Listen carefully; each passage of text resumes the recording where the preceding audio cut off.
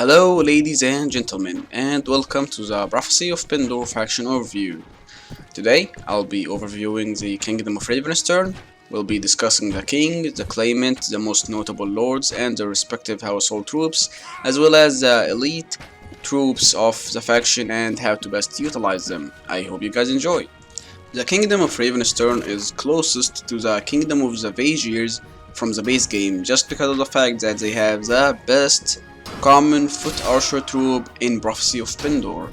The Kingdom of Ravenstern starts the game by controlling 4 major towns. Those are Cinderfall, Ravenstern, Rain, and Pointsbrook. The Kingdom of Ravenstern is ruled by King Gregory IV. His unique weapon is Dragon's Tooth. His special household troops are Knights of the Dragon. As for a bonus fact, all of his equipment have the best modifiers except for his unique weapon. The Claimant of the Kingdom of Ravenstern is Madame Ursula. She's a Knight of the Falcon and she will be equipped like one. She's the only female Claimant and she is King Gregory's big sister. Be gone, fuck!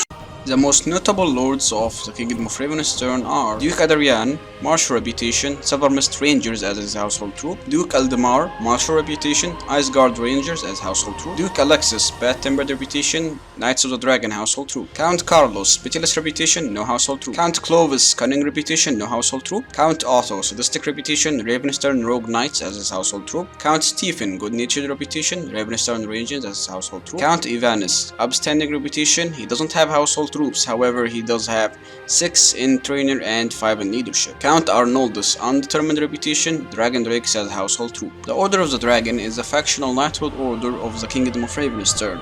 These guys are heavy cavalry, they have very strong armor, very decent armored horses.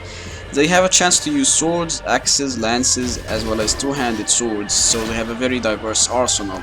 They have decent shields, decent proficiencies at 400, which is just 40 less than the Knights of the Lion, so they are good for tanking while your Ravenstern Rangers do the main damage. These bad boys upgrade from the Ravenstern Knight. The Ravenstern Rearguard is the elite infantry unit of the Kingdom of Ravenstern. These guys are similar to the Empire Legionnaires, so they are just as easily trainable, however they do have lower proficiencies and they lack throwing weapons. They are decent enough to tank the damage for the Ravenstern Rangers and absorb the cavalry charges. They can also come with axes and they have very strong armor. However, they do have weak shields, so they are not suitable for shield walls. I would say put these guys in front of your rangers to stop the cavalry and infantry charges and you should be good to go. Overall, a good all-rounder unit, just like the Empire Legionnaire. And now for the key unit in any Ravenstern army, the best common elite foot archer unit in Prophecy of Pendor. Give it up to the Ravenstern Ranger. These guys are spammable and easily trainable. They can be okay in melee if they are in a group. They have great archery proficiencies at 350 as well as 6 in power draw. They have very high fire rate, making them optimal on the field and defending in sieges, as they'll keep regenerating their arrows. The cons of these guys is that they will easily die to flanks and cavalry charges.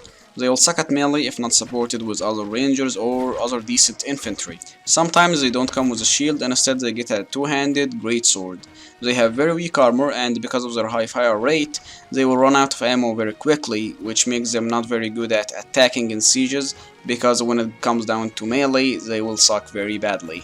Put these guys on a vantage point, support their flanks and their fronts with infantry or cavalry, use them in defending sieges and count the corpses. Next we have the Ravenstern Mounted Rangers. These guys are horse archers, which is why I'll be comparing them to the Dishar Ghazi Stalkers. These guys have the same proficiencies as well as skills as the Stalkers, however they have much weaker bows, weaker arrows, they have bad unarmored horses, and mid-tier armor. They are however a bit easier to train than the Stalkers, but not by a lot. My suggestion, stay away from these guys. Horse archers are not Kingdom of Ravenstern's speciality, just go for the normal rangers.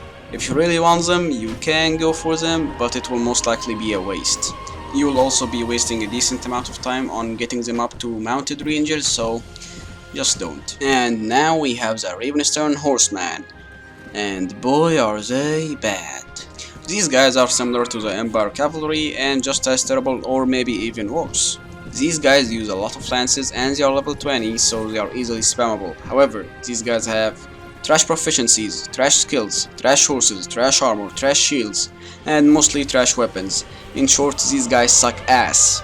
My opinion, never use these guys, but if you really want to use them, then use them to quickly charge through the enemy, then quickly back out while utilizing their lances, and then repeat. Never let them charge on their own, just let them keep following you. Keep going in and out, or they're just gonna fucking die. And now for the noble troops of the Kingdom of Ravenstern. First off, we have the Ravenstern Highlander. These guys are a noble foot knight, just like the Pendor foot knight, which is why I'll be comparing the two. They have 60 less proficiencies in melee than their Pendor counterpart. For a shock troop, they are not exactly fast, however they do wear decent armor. An average shock troop, but not really worth a noble slot. They don't always come equipped with a shield, so use them behind the shield wall, just like the Berserkers or a Gladiator. Or just simply go for the Ravenstern Knights instead, as there are better common shock troops like Gladiators and Berserkers anyway, and you don't have to waste a noble slot on them. And finally, the noble heavy cavalry of Ravenstern, the Ravenstern Knight. They have great armor, great horses for charging.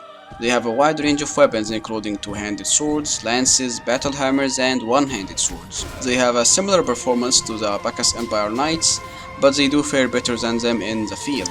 Train these guys if you would like some extra decent heavy cavalry in your army, but overall they are nothing special, but they are nothing bad either. To conclude, here is my suggestion: if you plan to play with a Ravenstern army, is to gather as many rangers as you can, at least about 70%, and the rest could be gear guards or another shielded heavy infantry, as well as heavy cavalry like the Ravenstern Knights or others. Put the rangers on top of a hill or vantage point while placing the infantry in shield wall formation at the front to absorb the cavalry charges and deal with any infantry. Place the cavalry on the sides to protect your rangers' flanks. Overall, one of the best factions in Prophecy of Pendor, and I really like this faction. I actually play with it a lot myself, and I utilize the Ravenstern Rangers a lot as well.